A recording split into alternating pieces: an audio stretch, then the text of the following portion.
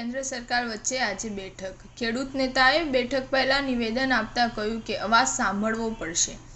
પંજાબ અને હરિયાણાના ખેડૂતો દિલ્હી તરફ કૂચ કરી રહ્યા છે। પોતાની માંગ સાથે ખેડૂતો પ્રદર્શન કરવા માટે રસ્તા પર ઉતર્યા છે। દિલ્હી સુધી ખેડૂતો ના પહોંચી શકે તે માટે પોલીસ એક્શન મોડમાં આવી ગઈ છે। બોર્ડર ઉપર એવી વ્યવસ્થા કરવામાં આવી છે કે જાણે કે એ બોર્ડર આંતરરાષ્ટ્રીય બોર્ડર હોય।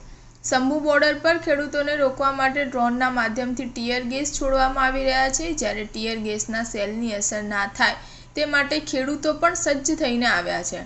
ડ્રોનને કાબૂમાં રાખવા માટે ખેડૂતોએ પતંગ ચગાવી હતી। રસ્તા પર ખેડૂતો પતંગ ચગાવી રહ્યા હતા।